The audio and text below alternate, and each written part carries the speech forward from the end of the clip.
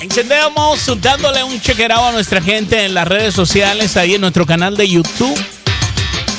La sección más esperada, porque aquí, señores, se hacen las mejores preguntas. Se debaten los temas más importantes, los que están en el top 20.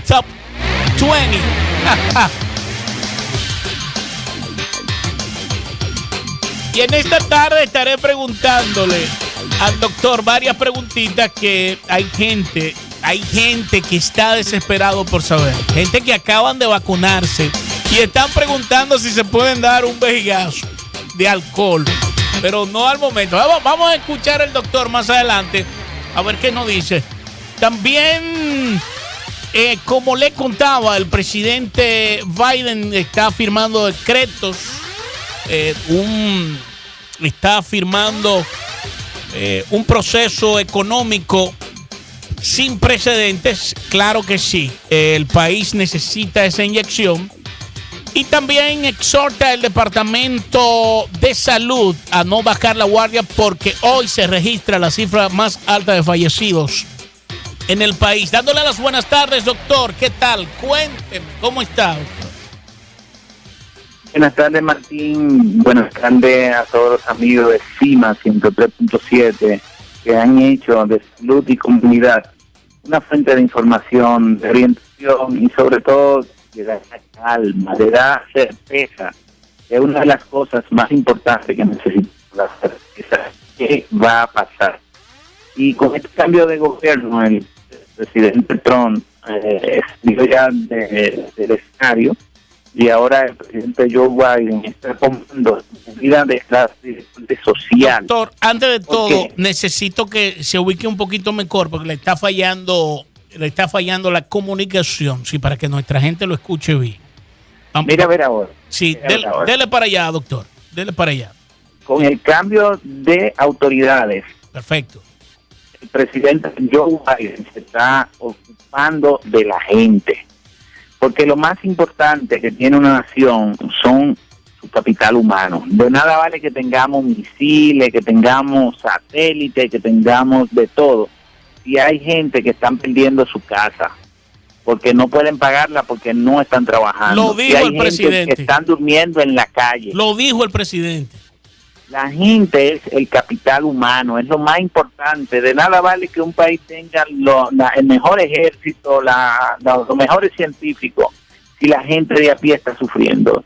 Y en eso se habían descuidado las autoridades pasadas, así que hay que meterle mano a eso, hay que tratar de reactivar la economía, pero la economía se debe reactivar de abajo para arriba, de la gente humilde, de la gente que vive del día a día, del obrero. Otra cosa importante fue aumentar el salario mínimo a 15 pesos la hora a nivel federal. Eso va a ser un estímulo, un estímulo. Eso sí es un verdadero estímulo, y eso será un crecimiento económico, porque los más necesitados van a tener dinero en el bolsillo, doctor. La realidad es que hubo un crecimiento económico de los billonarios, trillonarios. De los multimillonarios, multimillonarios.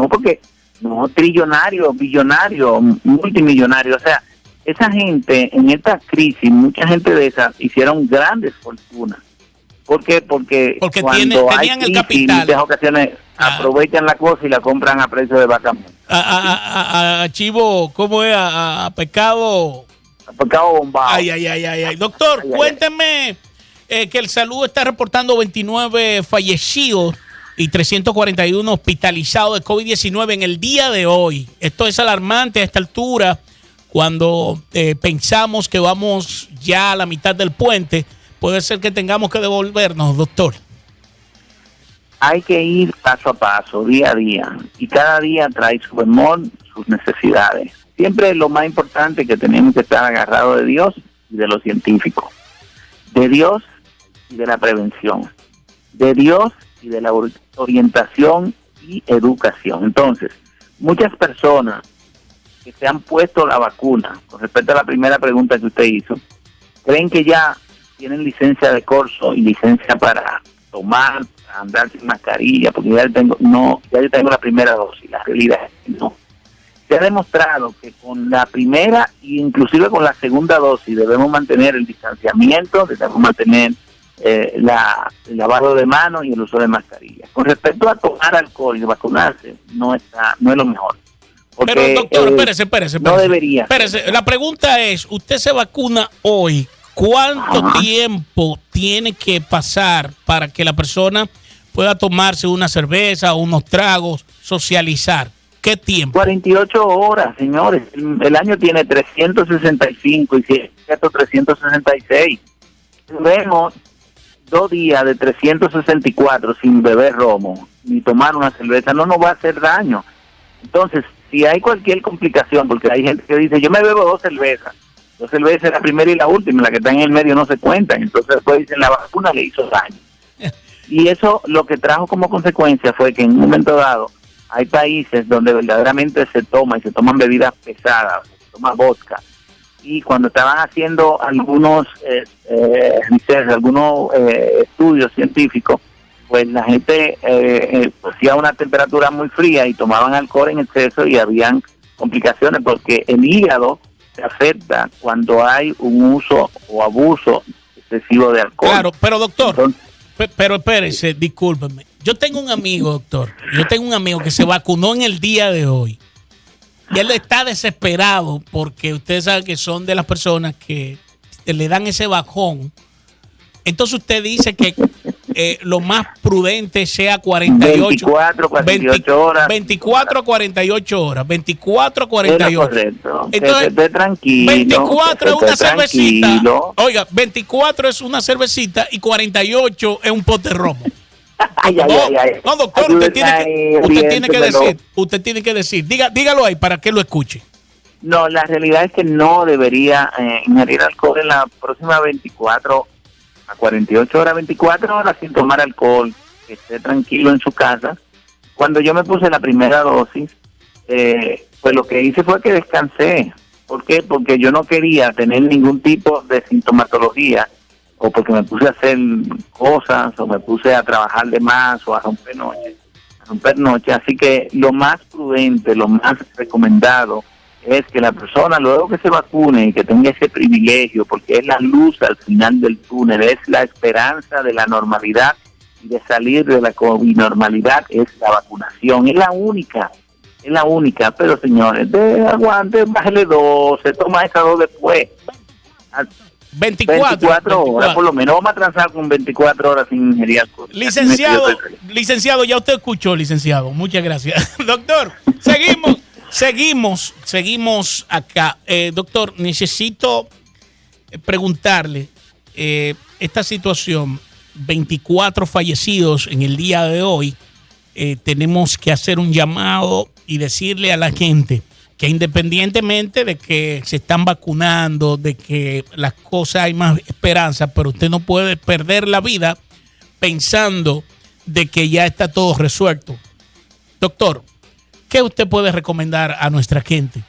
Que ya a muchos le ha tocado algún familiar y hasta que no le toca a un familiar, la gente no se concientiza de esta situación, doctor. Es algo que es lamentable que muchas personas no aprenden en cabeza ajena. Es lamentable que cientos, miles y quizás millones de abuelos han sido infectados por el COVID, aún estando en su casa. Y muchos de esos abuelos o personas con alguna condición fallecen. Entonces, ¿qué hora fue el que llevó el COVID? ¿Quién? El que está en la calle, el que está dándose el ron, dándose su juca, quizá haciendo cosas incorrectas, pero está entrando y saliendo. Y el viejo que está ahí, la viejita, que quizás fue que lo crió, y ese es que lo va a matar. Así que es importante que seamos altruistas, que tengamos responsabilidad. Los seres humanos tenemos la particularidad que siempre queremos lo que no tenemos. Y cuando tenemos las cosas, a veces no sabemos valorarlo. Y nadie sabe lo que tiene hasta que no lo pierde. Es importante que los bienes materiales se recuperen.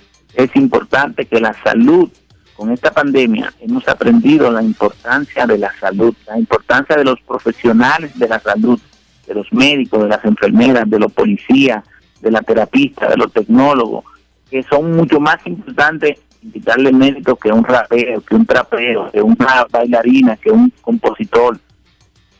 Que todo lo más importante ahora mismo son los profesionales de la salud. Pero la realidad es que somos finitos, nos estamos cansando. Y realmente uno trabaja un turno y tú trabajas un turno y después tú llegas hecho leña. Y es importante que se tomen en consideración que no somos infinitos. El sistema de salud de Puerto Rico es un buen sistema de salud si tú lo comparas con muchos de los estados, con la deficiencia de dinero por ser una colonia. Aquí se hace mucho con menos dinero. Por ejemplo, los pacientes de Medicare, el gobierno le da a los planes médicos prácticamente la mitad del dinero que recibe en Estados Unidos. Igualmente, las exigencias son las mismas. Entonces, aquí se hace más con menos. Es importante que la gente respete el trabajo de esos profesionales que están día a día dejando el pellejo y arriesgando la vida. Claro, doctor. Yo quiero que usted me dé su propia opinión. Hay un estudio que se realizó ya recientemente en 7 países que arroja que no tiene efectos adversos como se pensó en un momento dado. Los medicamentos para la hipertensión son seguros para los enfermos de COVID, en su opinión. ¿Cuáles medicamentos? Los de hipertensión. No entendí la pregunta. ¿Cuáles medicamentos? Ok. Los medicamentos para la hipertensión son seguros. La hipertensión. Sí, la hipertensión. Perdone, que no lo entendía. Sí. Los medicamentos de hipertensión arterial no tienen una contraindicación con los pacientes de COVID.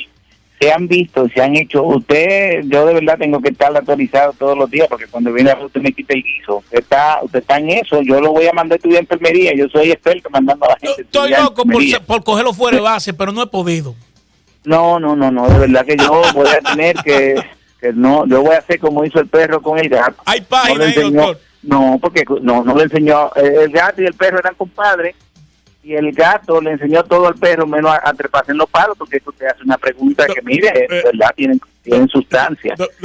Los estudios que se han hecho con respecto a la interacción de los medicamentos de hipertensión arterial con respecto a los efectos del COVID-19 y a los medicamentos que se utilizan, que no hay medicamento específico para el COVID-19, se han utilizado diferentes tipos de tratamiento. Así que no hay una contraindicación y sí se deben seguir usando. Se ha visto que los pacientes, independientemente la edad, hay un factor que es extremadamente de alto riesgo, es la obesidad. Independientemente que sea una persona joven de 18, 20, 21 años, si esa persona tiene obesidad mórbida, el pronóstico es tan malo como si tuviera mayor edad. Otro factor que es de muy alto riesgo es el uso de tabaco, juca o drogas, fumada o inhalación de drogas. También eso, porque es una lesión al pulmón que va a ser persistente. Entonces, usted va sumando como si fueran asterisco, y le pone crucecitas, y esas crucecitas se convierten en que usted tiene mayor riesgo de tener una mayor mortalidad. Morbilidad primero, o sea, mayor riesgo de enfermarse, y mortalidad, mayor riesgo de morirse. Así que, muy importante que el COVID, no solamente como mucha gente decía, que estaba buscando la gente que usaban Barón Dandy, que usaban también está buscando la gente que usa alcohol, droga, tabaco o está con obesidad mórbida. Así que debemos ser bien prudentes. Y este es un momento, ojalá que la humanidad aprenda de esto, lo frágil que es la vida. Los bienes materiales, las cosas materiales se recuperan, lo que no se recupera es la vida. Y hay cosas que la damos por hecho, y cuando viene a ver nos da un cantazo, porque la vida no es predecible completamente. Uno debe estudiar y prepararse, pero también tiene que siempre tener a Dios en su corazón, porque uno no sabe el día que lo van a llamar a recibir la mal. Así es. Doctor, seguimos por acá. Hay un país, doctor, que desde abril hoy publica 2 fallecidos. Escuche desde cuándo. Desde abril. Y Barbados registra sus 2 primeras muertes por COVID-19 desde abril. Abril del año pasado, las víctimas fueron uno de 83 y otra de 84. Doctor, ¿cuál será la clave que esta gente tiene para tener este resultado? Bueno, primero, Barbados tiene una población bastante joven. O sea, la población de Barbados... Lo contrario aquí. El contrario, no solamente aquí, si usted compara con cualquier otro país de Europa o cualquier país del viejo continente o los mismos Estados Unidos, y también es una población que no es una población tan grande. Ellos hicieron una serie de restricciones de viaje y ese tipo de cosas. Es una población pequeña, controlable. Así que está en el mar, que no tiene frontera terrestre. O sea, son muchos los factores que han ayudado a Barbados. Y no hay una clave. No hay una clave que pueda decirse uno que es efectiva y que es única. Hay un país que era un país nórdico, que fue Suecia. Suecia no hizo ninguna restricción y todo iba bien. Y cuando comenzaron a llenarse los intensivos y comenzaron a llenárselas, se dieron cuenta que no, que la cantidad de muertos sobrepasaba a países que habían hecho restricciones. O sea, esto no hay una clave. Japón, por ejemplo, que estuvo muy bien al principio, pues ya se dio cuenta que ahora hay muchísimos problemas. En Chile los intensivos están en un 92%. O sea, países que iban bien, la gente como que se soltó, dejó de usar la mascarilla también, y quitaron el distanciamiento y que se volvieron a hacer conciertos y actividades multitudinarias. Y el virus es amigo de eso. Ha habido una situación que no hay una clave para el COVID. Hay países que le ha ido mejor que otros, pero hay también que ver cuáles son esos países. Por ejemplo, en Sudamérica, uno de los países que le ha ido mejor es el Uruguay. El Uruguay, que queda hace frontera con Argentina, queda en el Mar de la Plata, que es el Río de la Plata, ellos le dicen el Mar de la Plata. Pero es una población de 3 millones de personas. Las personas son extremadamente educadas. Es un país con un per cápita bien alto, no hay tanta desigualdad. Los hospitales son bastante seguros y tienen bastante educación y prevención. Entonces, un grado de educación bastante alta. Entonces, si lo comparamos con el vecino Ecuador o con el vecino Bolivia, nos damos cuenta que son poblaciones totalmente diferentes desde el punto de vista de educación. También la población de Uruguay es bien homogénea. En Bolivia es bien heterogénea, hay mucha pobreza, mucha desigualdad que mejoró, hay que reconocer que mejoró en los últimos años bajo el gobierno de Evo Morales. Hay que reconocer eso, que hay los Aymara, que son uno de los grupos mayoritarios desde el punto de vista étnico, pues mejoraron su estándar de vida, pero no lo suficiente. Entonces, la pandemia ha demostrado que los países que no hacen inversión en educación, en promoción de la salud y en prevención, esos países les va a ir peor que a los que hacen inversión en educación, en prevención y en salud. ¿Por qué? Porque la educación es la madre de todos los problemas. Un pueblo sin educación, un pueblo sin motivación, un pueblo sin salud, con unos hábitos alimenticios bien difíciles, son unos pueblos que tienen obesidad, tienen hipertensión, tienen mayor enfermedades coronarias, diabetes y una serie de condiciones que son propios de los países ricos, pero que se ceban con los países pobres. ¿Por qué? Así es. Porque la gente come más comida chatarra, más comida frita, más comida rápida, sin ningún tipo de muchos vegetales, toman poca agua, toman mucha soda, mucha bebida carbonatada. Así que la educación en salud, la nutrición, pero también la equidad y sobre todo la educación formal. Así que todo eso, más la inequidad. ¿Qué significa que hay equidad? Que más o menos el Estado juegue un papel de ser como un buffer, que trate de que todos tengamos la misma. Si hay un hospital, bueno, porque todos tengamos acceso a ese hospital. Si hay una escuela, que todos tengamos acceso a esa escuela. Si yo fuera político, yo diría que los políticos, para que el sistema de educación mejore, pues deben mandar a sus hijos al sistema de educación pública y deben mandar a sus hijos a cualquier hospital, no necesariamente que si le da un catarro se vayan para Boston Children, teniendo aquí el Hospital Ashford, el San Juan Children's Hospital, Auxilio, Centro Médico, el Hospital Pediátrico.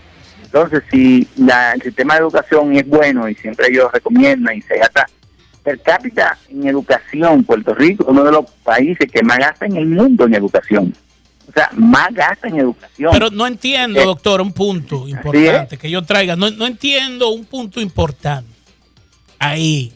¿Por qué si es el país que tiene el mayor presupuesto, nuestros jóvenes, nuestros estudiantes no salen bilingües? Esa es la gran pregunta que yo siempre me he hecho, por la razón de que mis hijos yo tuve que ponerlo aparte de la escuela en institutos para aprender. Se supone que Puerto Rico, en ese gran presupuesto, ya al segundo año de los niños, al primer año, desde el Head Start, deberían ya los niños saber inglés como un segundo idioma. ¿Qué significa esto?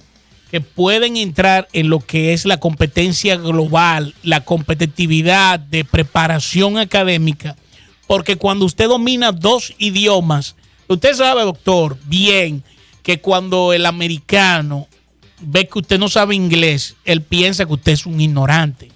Pero ¿qué sucede? Que hay personas que se están educando, que se han educado y han aprendido un segundo idioma y por esta razón no lo ponen en ese grupo. Pero dentro de todo ese presupuesto, el primer gobernador de Puerto Rico, oiga que se lo voy a decir hoy, esto está grabado hoy 22, el primer gobernador que tome la iniciativa de incluir clases en inglés desde los primeros cursos y tener libros en inglés para lo que es la docencia regular, en el pensum, en todo lo que tiene que ver con la educación de nuestros hijos, va a marcar un precedente.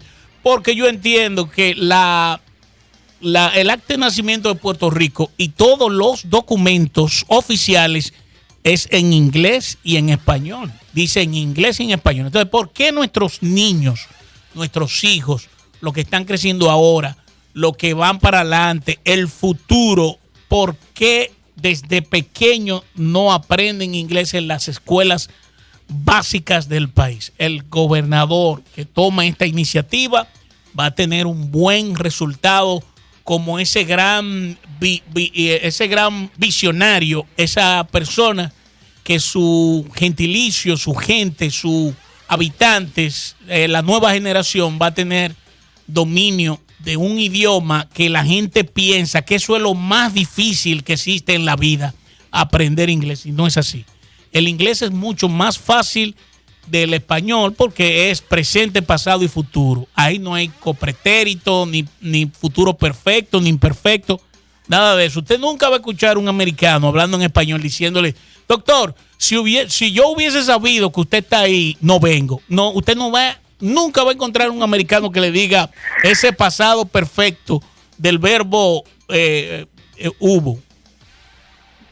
La realidad, Martín, es que yo a veces me sorprendo porque que de verdad esta sesión se ha convertido en más que salud. Y de verdad que usted tiene la capacidad de retarle la mente a uno. Le voy a decir algo. Puerto Rico, el presupuesto de educación, o sea, del Departamento de Educación, es más alto que el presupuesto de 4 naciones completas centroamericanas. No me diga eso, me da un dolor de cabeza, doctor.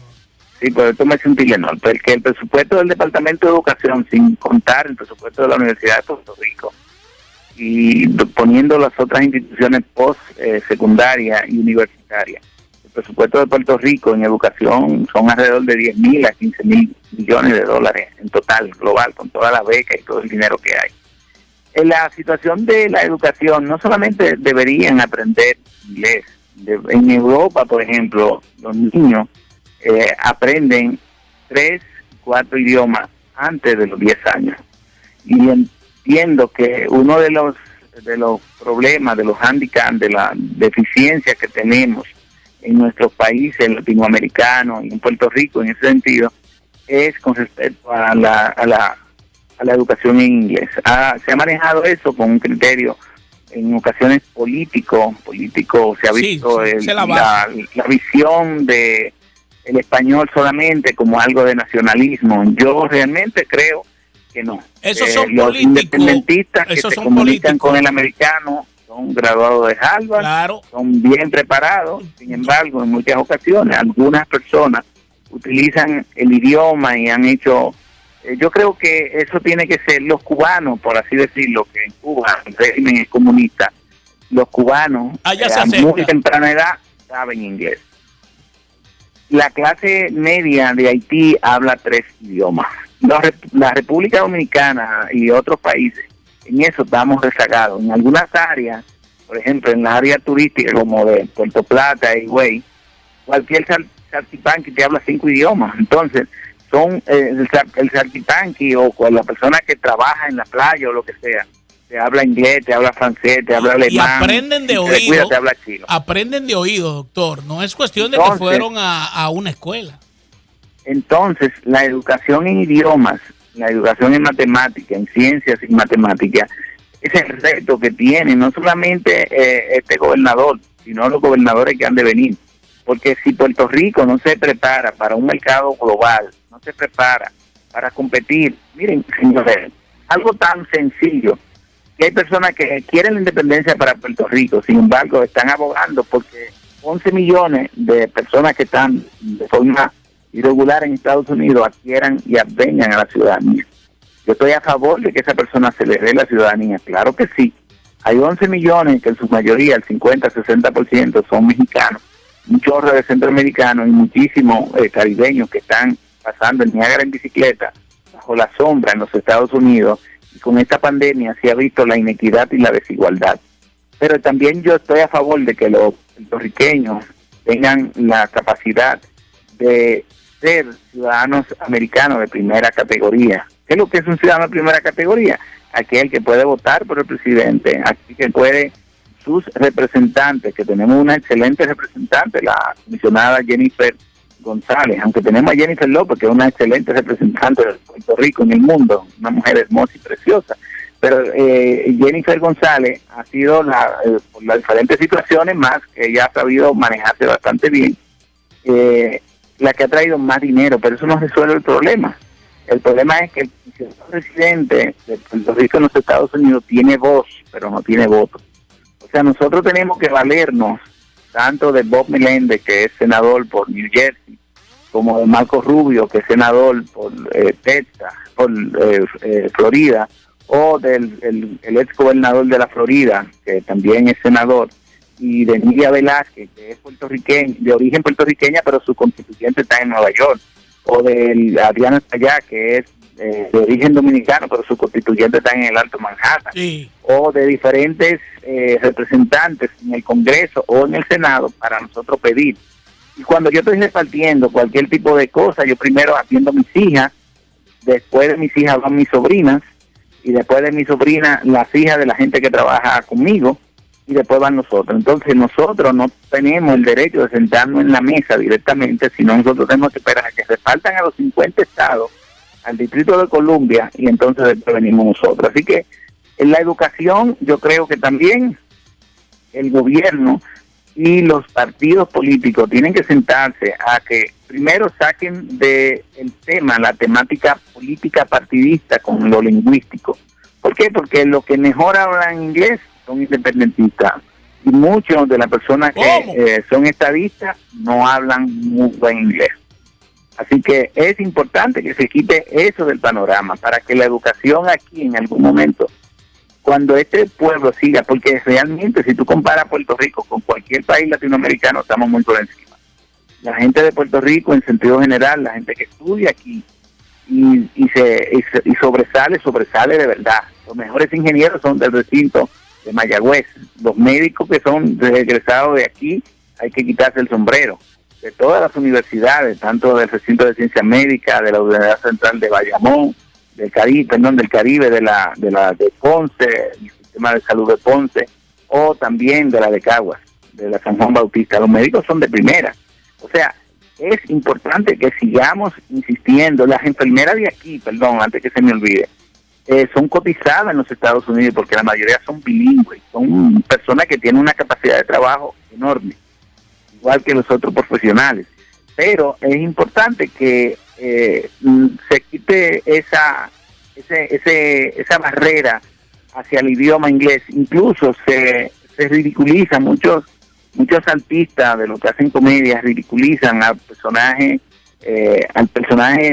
boricua que vive o ha vivido en Estados Unidos y lo ridiculizan de una forma despectiva. Pero cuando necesitamos que esa gente aboguen por nosotros, hablamos de la diáspora de Puerto Rico, lo cual no es real, porque la diáspora es cuando tú eres de un país extranjero, pero tú te mueves de Puerto Rico al condado de Orlando, Puerto Rico, como si fuera de Bayamón, ya lo sabes, para Caguas. Que no es diáspora. Diáspora son los dominicanos que vienen de otro país que se llama República Dominicana, los haitianos que van a la República Dominicana, son diáspora en República Dominicana, pero el puertorriqueño no es diáspora porque forma parte del mismo sistema de gobierno, quizás desde un punto de vista, de otro punto de vista sociológico o cultural.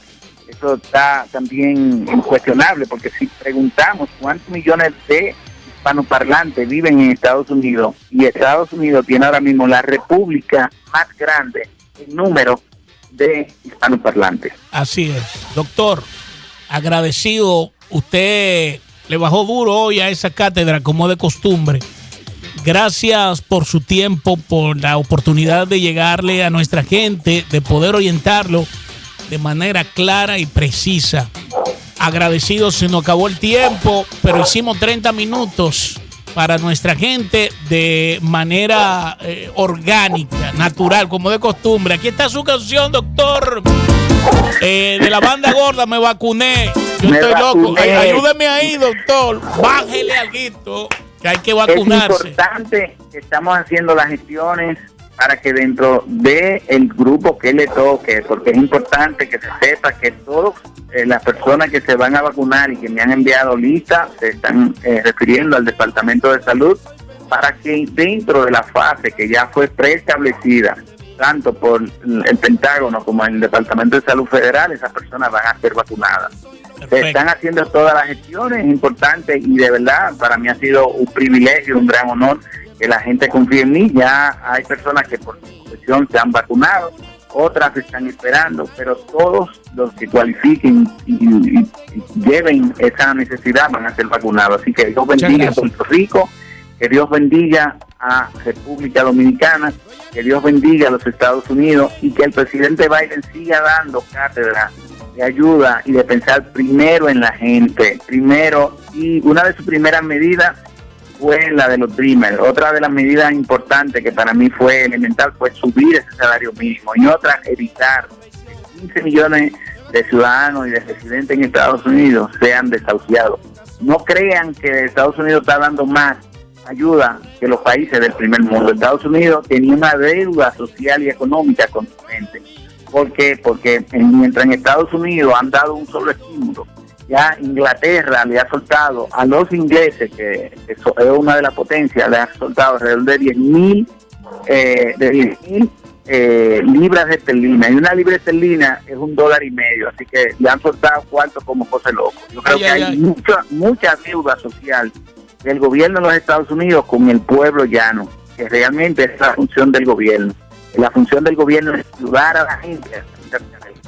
Gracias, y ahora doctor. Es que hay que hacer eso. Martín. Agradecido, doctor. Envíale ahí las bendiciones a nuestra gente. Que Dios bendiga a Puerto Rico, que Dios bendiga a la República Dominicana, que Dios bendiga a Estados Unidos. Un buen fin de semana, pónganse la mascarilla, distanciamiento físico y evítense que se pongan en contacto con pacientes enfermos. Y si se puso la vacuna, 24 horas después de ahí, de ese su desgazo. Muchas gracias. Agradecido, doctor Mario Paulino. Vamos allá, Puerto Rico. Gracias al mundo. Salud y comunidad. Vacunen contra la envidia y la maldad.